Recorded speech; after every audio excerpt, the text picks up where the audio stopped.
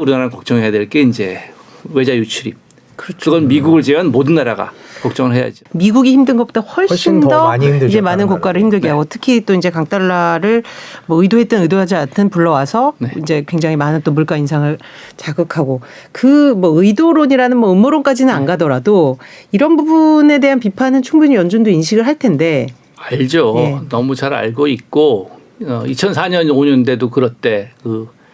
그 당시에 그 주택 가격 올라갔을 때 왜 이렇게 올라갔냐고 했을 때 채권 가격이 내려가서 그렇다. 채권 이자율이 내려가서 그렇다. 그게 중국에서 많이 중국 경제 잘 돼서 한 거다. 하니까 제가 그때 이제 버냉키 당시 의장하고 같이 일을 하면서 7명의 연준 경제학자들이 논문도 하나 써주고 그걸 가지고 버냉키가 발표를 했는데요. 경제학 대회에서 가장 큰 대회에서요. 그 첫 번째 질문이 그러면 너는 모든 책임이 중국에 있다고 생각하느냐는. 네. 뭐 그분도 굉장히 유명한 경제학자였어요. 저도 아는. 네. 그렇게 얘기를 할 정도였거든요.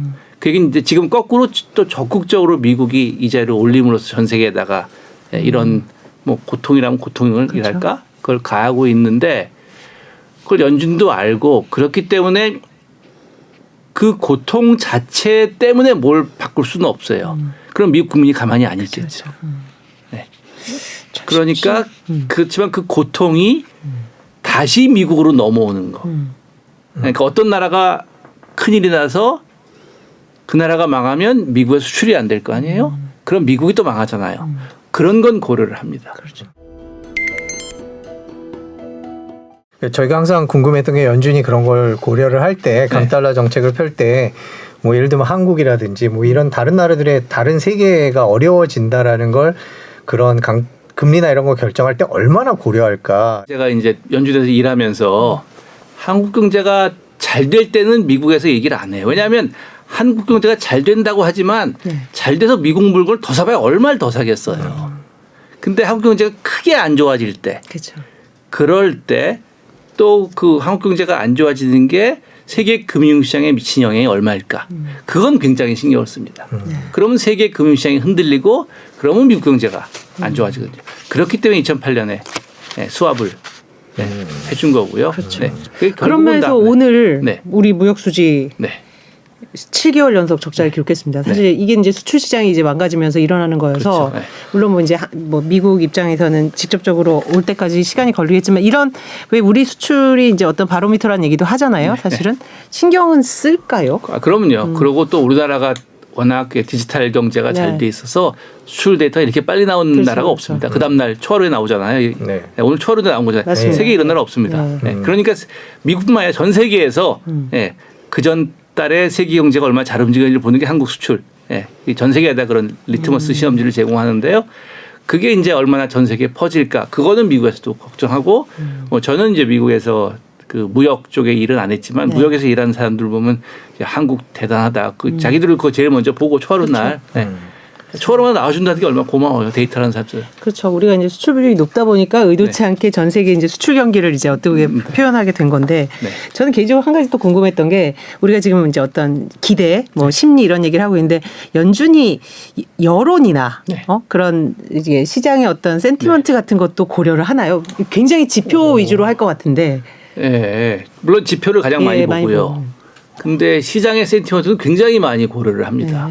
그래서 예를 들어서 어떤 발표문을 쓰면 이 발표문이 나가면 과연 시장에서 어떻게 반응을 하고 언론에서 그야말로 뭐라고 리포트를 할까?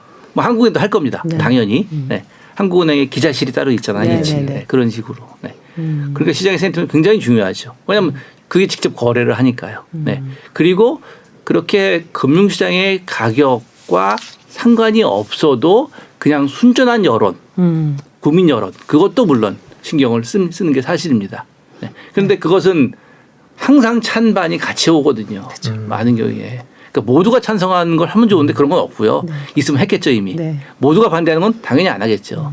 그래서 제가 연준에서 일할 때 어떤 분이 이제 국장님이신데 그 연준 당연히 이제 의장한테 모든 편지가 가겠죠. 그런 편지가 가면 걸 다 이제 의장님 못 읽어보시니까 누군가 읽어보고서 왼쪽 오른쪽에다 분리한대요. 이자를 올려달라 내려달라 쭉 싸가지고 무게가 비슷하면 됐어. 우리나라도 사실 지금 이자를 올리는 게 그렇죠. 한국 경제에 안 좋고 이렇지만 예금하신 분들은 좋단 말이죠. 네. 지금 은행으로 들어오는 돈이 엄청난 그러니까요. 정기예금.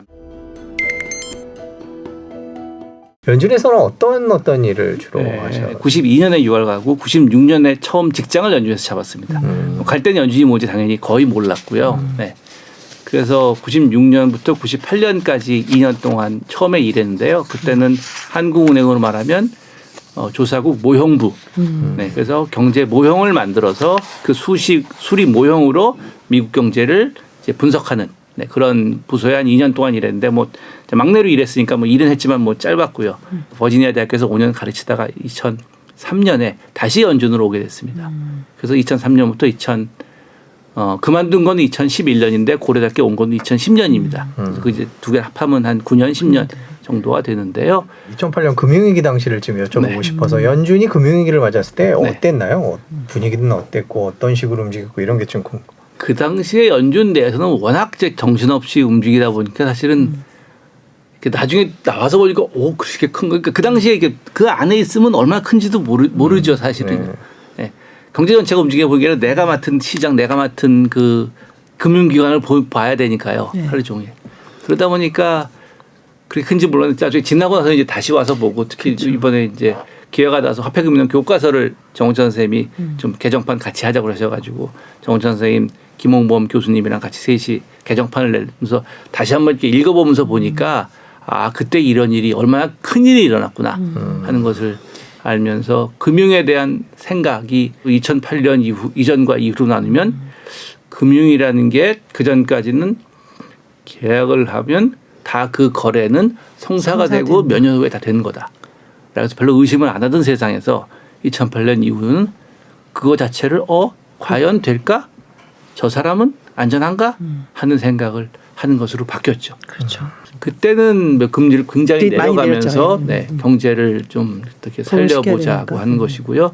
그때 금리 내린 거는 뭐 폭은 그 정도는 아니지만 저희가 코로나 초기에 내린 것처럼 그 원래 계획된 FOMC 미팅을 하지 않고요. 그 전에 주말에도 하고 막 그랬습니다. 그러면 그때는 그냥 기본적인 정해진 때가 아니라 이제 긴급하게 할 수 있는 거죠. 그러니까 이번에 코로나 때 급하게 그냥 회의 열고 내린 것처럼 그때도 그런 일이 있었는데 그때 이제 베어스턴이 있고 2008년 3월이었고요.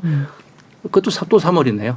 2020년 3월 기억하는 게 3월 16일 날 아침 6시에 미국이 100bp를 내렸습니다. 그래가지고 6시 뉴스를 하시던 분들이 거의 멘붕이 오는 걸 제가 우연히 텔레비를 틀어서 보고 있었습니다. 금융위 하나만 더 여쭤볼게요. 연준에 있을 때 연준이 금융위기 예상을 못했죠? 못했죠. 네. 그때 당시에 저도 연준에서 일하고 있었고 제가 그 부분을 일하지는 않았지만 그 의장에게 보고하는 전체 회의에서 가장 큰 이슈가 주택시장이었습니다. 그래서 실제로 주택시장에 있는 것들이 그러니까 전부 다 무너지면 얼마냐. 그러니까 예를 들어서 우리나라 같으면 뭐 얼마 전에 레고랜드 사태도 있었지만 이거 다 합하면 얼마야? 몇천억입니다. 몇백억입니다. 주택시장 다 합하면 얼마야? 다 계산하면 나오잖아요. 더하면 얼마입니다. 그럼 미국 GDP 얼마야? 얼마입니다. 많지 않네. 그러면 그 정도야? 다우 아니면 미국 주식 하루에 움직이는 거 그런 거 움직이는 날 한 달에 한 번쯤은 있어.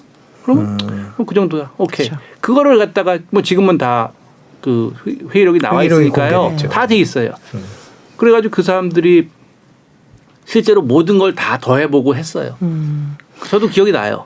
근데 이제 문제는 그게 하나가 무너지니까 거기 줄줄이 고구마 줄기처럼 이거를 물고 있는 누구 또 그거를 물고 있는 누구 하니까 주르륵 다 무너지면서 네. 그럼 그때 연준은 그 파생 구조를 모르진 않았을 거예요. 몰랐군요. 왜냐하면 그 당시엔 파생 상품을 보고해야 될 의무가 없었거든요. 그러니까 옛날에 사실 돌아보면 과거에 파생이 얼마 없을 때 그때는 보고 아니면 상관없잖아요. 얼마 되겠어요. 근데 그 사이에 그게 그냥 고구마 주기처럼 경제 전체를 물고 들어가 있었는데 그걸 보고를 하니까 모르는 거죠. 네. 그러다가 막상 무너지니까 그제서야 알고. 그래서 교수님이 그때 이전과 이후로 금융이 나눌 수 있다라는 게 사실은 시스템적으로도 바뀌고 뭐 보고할 정부도 바뀌었고요. 그렇죠. 지금 파월 의장이 잘하고 있다고 생각하십니까? 개인적인 평가를 좀. 그러니까 최근 그러니까 지난번에 물론 뭐 아무리 95%가 템퍼러리 했지만 연준도 그렇게 했고 그거는 뭐 결과적으로 보면 잘못한 거죠.